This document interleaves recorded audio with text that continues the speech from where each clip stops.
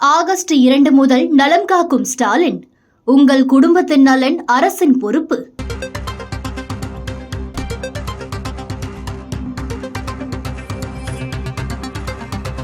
அண்மை செய்தி. பிரதமர், முதல்வர், அமைச்சர்கள் பதவி பறிப்பு மசோதா மக்களவையில் இன்று தாக்கல் செய்யப்பட்ட நிலையில் அந்த மசோதாவுக்கு தமிழக முதலமைச்சர் மு.க.ஸ்டாலின் கண்டனம் தெரிவித்துள்ளார்.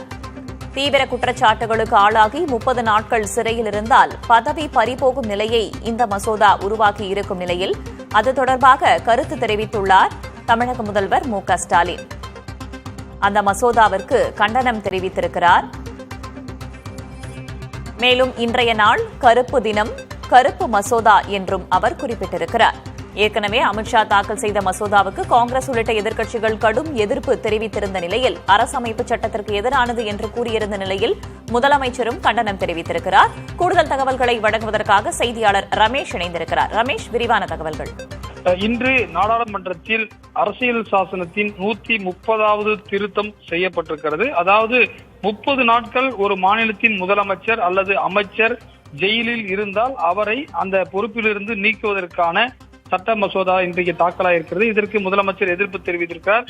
எந்தவித விசாரணையும் எந்தவித கன்விக்ஷனும் இல்லாமல் 30 நாட்கள் சிறையில் இருந்தாலே அவர் அந்த பதவியிலிருந்து நீக்கப்படுவார் என்று சொல்வது இது ஒரு சர்வாதிகாரத்தனம், அதாவது டிக்டேட்டர்ஷிப் என்று அவர் சொல்லியிருக்கிறார். இது ஜனநாயகத்திற்கு எதிரானது எனவும் தனது கடுமையான கண்டனத்தை இதற்கு பதிவு செய்வதாகவும் தெரிவித்திருக்கிறார். இது ஒரு கருப்பு தினம் எனவும் சொல்லியிருக்கிறார்.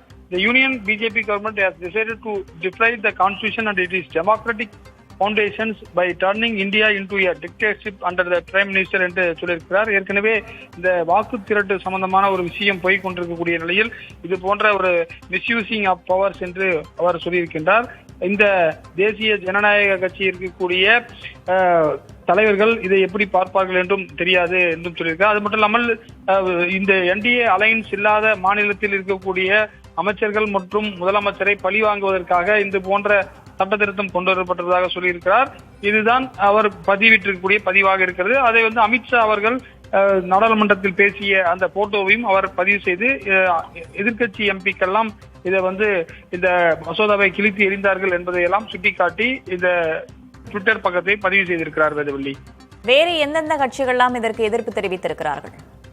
நிச்சயமாக எதிர்த்தரப்பு ஜார்க்கண்ட் முதலமைச்சர் இருக்கக்கூடிய சிபு சோரன் இதற்கு எதிர்ப்பு தெரிவித்திருக்கார். அதே போல வெஸ்ட் பெங்கால் சிஎம் இருக்கக்கூடிய மம்தா பானர்ஜி இதற்கான எதிர்ப்பை தெரிவித்திருக்கார். காங்கிரஸ் ஆட்சி செய்யக்கூடிய ரேவந்த் ரெட்டி குறிப்பாக அவர் தெலுங்கானா மாநில முதலமைச்சராக இருக்கார். அதே போல கேரள மாநிலத்தில் இருக்கக்கூடிய பினராயி விஜயன், மார்க்சிஸ்ட் கம்யூனிஸ்ட் கட்சி உள்ளிட்ட கட்சிகள் எல்லாம் இந்த சட்ட மசோதாவிற்கு கடும் எதிர்ப்பு தெரிவித்திருக்கிறார்கள். இன்றைக்கு ஏற்கனவே நாடாளுமன்றத்தில் நடைபெற்ற விவாதத்தின் போது மற்ற எதிர்கட்சியை சேர்ந்த எம்பிக்கள் எல்லாம் இதற்கு கடுமையான சிவசேனா உள்ளிட்ட கட்சிகளும் எதிர்ப்பு தெரிவித்திருப்பது குறிப்பிடத்தக்கது. வேதவள்ளி, தகவல்களுக்கு நன்றி ரமேஷ்.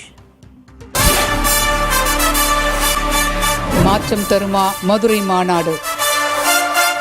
என்ன பேச போகிறார் விஜய்? என் நெஞ்சில் குடியிருக்கும் என்னுடைய எகிரும் எதிர்பார்ப்புகள், அரசியல் பார்வையாளர்களின் ஆழமான அலசல்கள். விஜய் கட்சி 2026 தேர்தலில் என்ன முடிவு எடுத்தா சரியா இருக்கும்னு நினைக்கிறேன்? இன்னைக்கு தமிழ்நாடு அரசியல்ல திமுக யாராவது ஒருத்தரை பார்த்து பயப்படுதுன்னா அது விஜயை பார்த்து தான். அவர் பேச்சும் தரமா இருக்கும், செயலும் தரமா இருக்கும், சம்பவம் ரொம்ப தரமா. பிரத்யேக நேரலைகள், நொடிக்கு நொடி அப்டேட் களத்திலிருந்து. தமிழ்நாட்டு அரசியலில் புதிய தலைமுறை டிஜிட்டலில் நாள் முழுவதும் மாநாடு 2.0. ஆகஸ்ட் 2 முதல் நலம் காக்கும் ஸ்டாலின்.